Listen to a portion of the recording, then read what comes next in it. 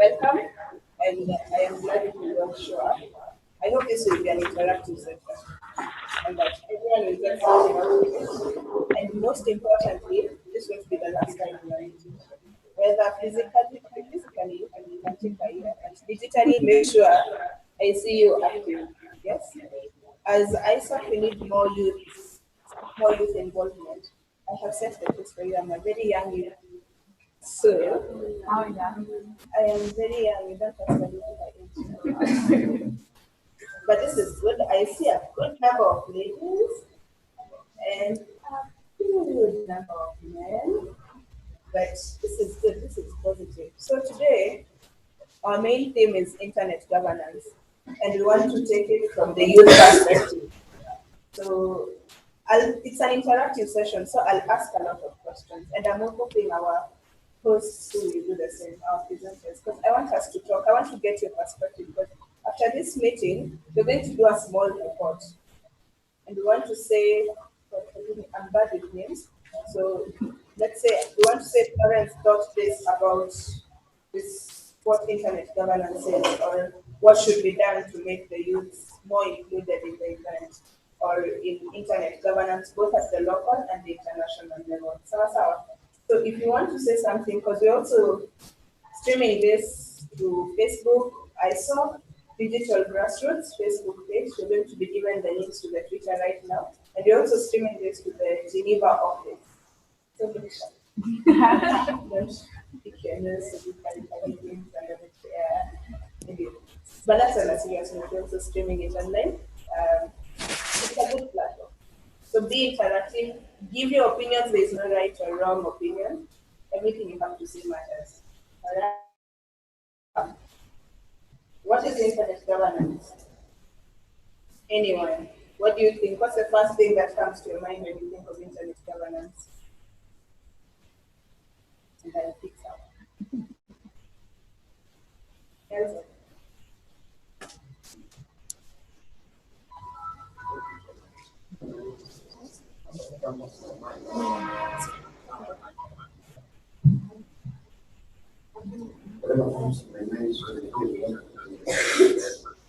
In simple way is how we can ethically manage it with its intended purpose for the society.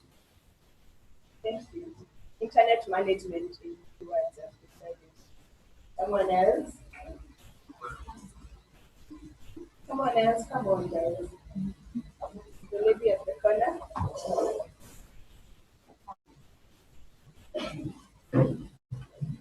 According to me, I think these are the strategies or mechanisms that we can use to guide how we perform our duties, how we interact with the internet. Thank you. Anyone else wants to say something? Do you think that internet governance is just strictly for the government because it's governance? Or do you think internet governance is for everyone? Come on, guys. You say it.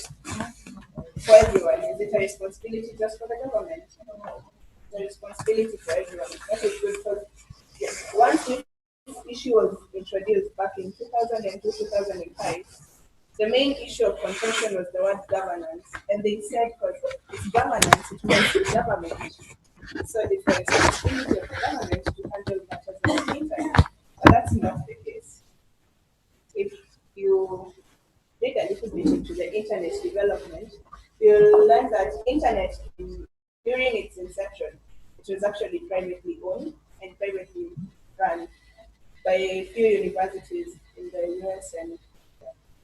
But after a while, it became an open platform for everyone. And that led to the issue of internet governance because it needed a multi-stakeholder approach.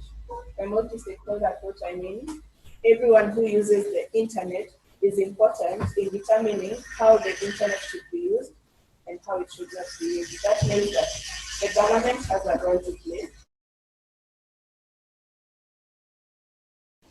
Private companies have a role to play. As in everyone generally has a role to play when it comes to internet governance. In my opinion, internet governance is not a one-time thing. It's a continuous process because today, we shall have Facebook that only accesses your photos and your current posts. Maybe tomorrow they shall invent a new social media app that gets more than that, and that will need to be regulated also. So internet governance is not a one-time talk. It's a talk that should always be continuous because the internet is not stagnant. The things we're seeing on the internet today are not the same things we saw, but even 5 years ago, isn't it? The internet is evolving and the governance needs to evolve. Right now, a class 2 student child has a mobile phone. They can access the internet. What do you do? All the content on the internet is not necessarily child friendly. You need to govern how that child uses the internet accessibility. Maybe 5 years from now, the nursery kid will be coming home and they're going to log into Google and searching for something. You never know, but that's why internet governance is a continuous discourse and it should not stop here. There's the issue of accessibility by persons with disability. Before, people with disability could not only use the laptop but also the internet because there was no way to use it. But now there are softwares that allow people with disability to be able to interact with the computer independently, and that allows them to be able to access the internet. But the internet has to be set up in a structure, or the program of the websites in the internet have to be set up in a structure that is compatible to this software that the disability, and mainly in this case, the visually impaired you get. So internet governance is a continuous topic. Now you have a special issue that we need to address. So it is up to us to do this. And you and I, the youth, are the ones who are going to do this. We're the ones who want jobs on we're the ones who have been you have your photos traded in the shop, you have been dropping opportunity, hacking your account. You're the ones who need to speak up loud. We can know how to govern the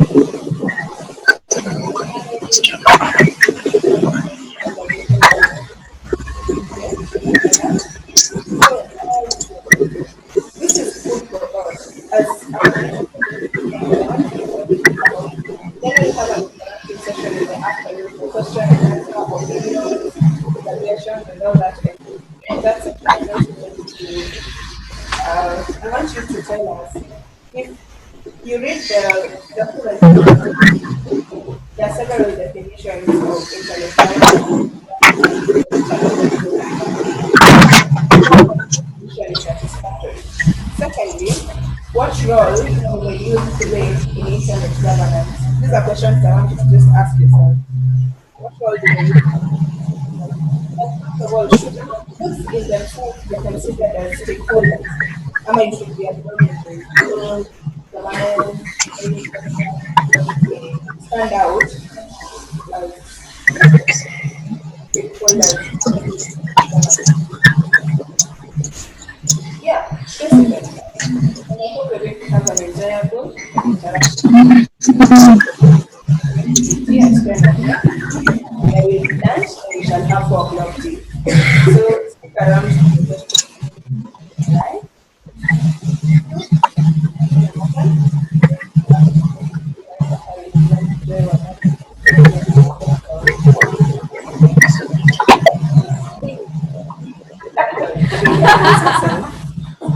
Hi everyone. Hi. People are running really right. So the organization is called Digital Grassroots. Okay, Digital Grassroots. Our ambassadors are David and the other ambassador.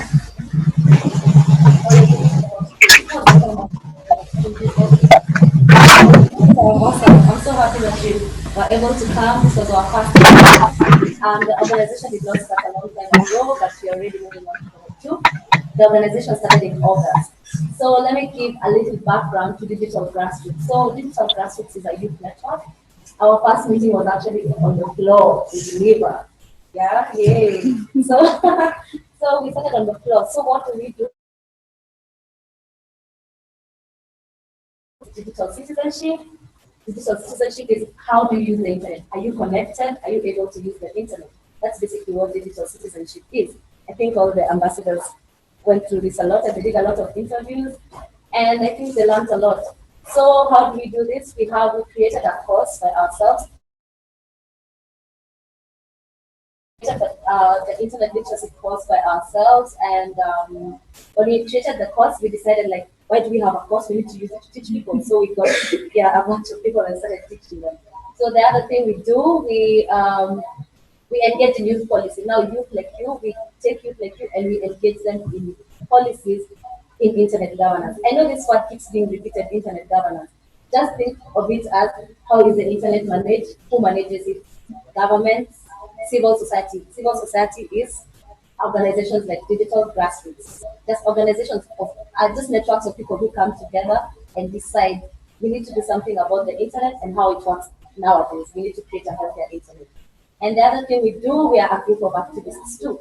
But our activism has kickstarted. We are partnering with Amnesty International, and now that's how we started our activism work. So I'll tell you about the event. So we decided, we realized there was a gap in Kenyan youth. Not many Kenyan youth are involved in the internet governance arena. So we saw a gap. Athena posted that, we are funding something. So I was like, let's fund and teach this youth about youth of policies in internet governance, and that's how we networked and decided to have this event. So Athena has talked about what this event will do. Before we actually move on to that, I need to see people tweeting, and the best tweeter, we have a present for you, we have something special for you. For the best tweeter, so Athena, you should be displaying our hashtags right now. We have 3 hashtags running, KCYG, KYCIG, like this what's in front of you, hashtag that. I think everyone can see KYCIG all over. And then the other hashtag is youth in IG, youth in internet governance, basically. That's the other hashtag. And what's the hashtag? Oh yeah, the other hashtag. Hi, the other hashtag is digital grassroots. So I need to see you tweet, take a picture with a new person, take a picture of me, take a picture of a banner, take a picture with the banners, take a picture of your stickers, take a picture of anything, take a picture of your books, and tweet, say you're here, you're attending this, and what you expect to learn. Actually, I want to hear your expectations. What do you expect? Who can tell me anything they expect? My ambassadors, I better see you talking. What do you expect to learn from this session? Anyone? Yes. Ambassador, come up here.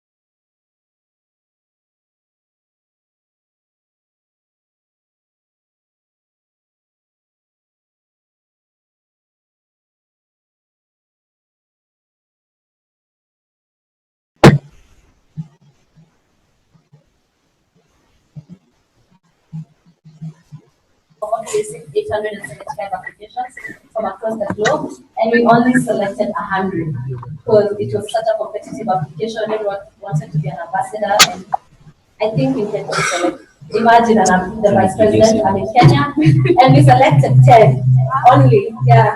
So yeah, that's it. Like the other applications were stronger. There's nothing to do about that. Yeah. So we couldn't have been biased, although I wish I had a better team. So when you're an ambassador, you'll actually like get to join part of our board. You'll create your own board with your ambassadors. But when you're a member, you receive other benefits like you get access to our opportunities.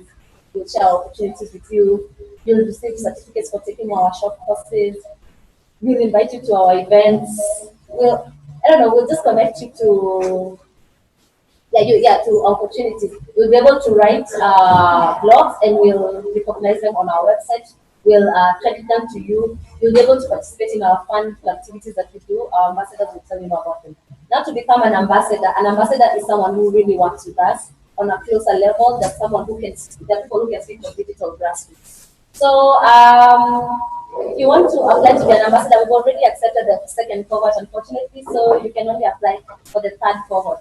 Ambassadors have much more advantages because digital grassroots is a member of the society, and our ambassadors, like last year, all of the people who studied digital grassroots received a fellowship to go to Geneva, which is where we had our first meeting on the law, to attend the Internet Governance Forum, which is an annual forum happened at the United Nations of Geneva, and everyone is there. Like everyone who's anything in internet governance is there, and there were like 1,500 people.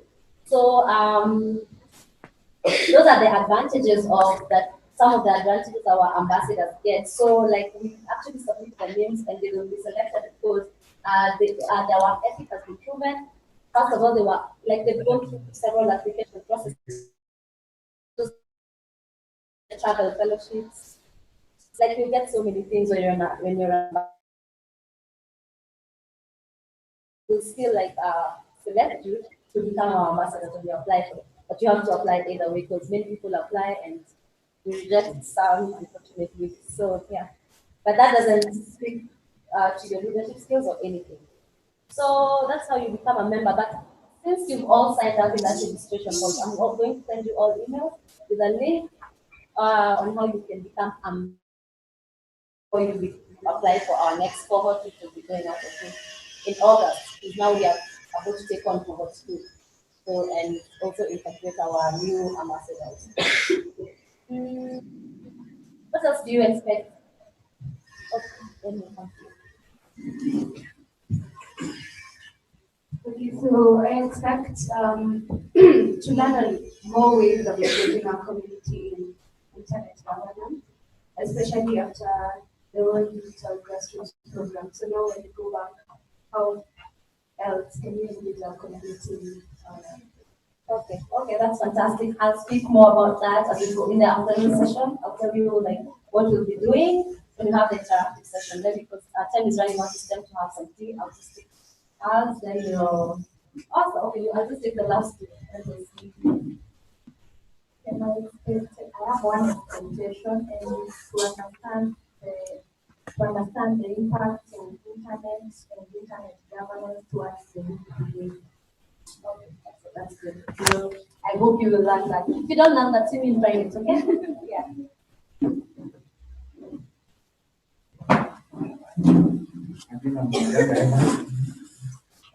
What I expect to learn is I have two things that I expect to learn from today. The first one is can there be proper internet management or regulation, especially with this instance now where we have rogue individuals and rogue organizations or companies that manipulate the internet for their own individual gains. If I can give an example, it's sort of, for instance, Cambridge Analytica with electoral tampering and all that, then I need to understand the balance between management of the internet or internet regulation and internet regulation and the rights to information. Yeah, something can be radical to some people and something like informative to others. Awesome. You've raised very good questions that we'll be discussing during the interactive forum. And I like what you just said, between Cambridge. It's the same thing as the Facebook scandal that's currently happening. So we'll actually delve into that and see what you think and tell you what we know and think. So, sorry? Okay, so now, Web for All, are you there? So I'm going to invite the Web for All team and they'll tell you about themselves. So Nelson Maxwell, yeah,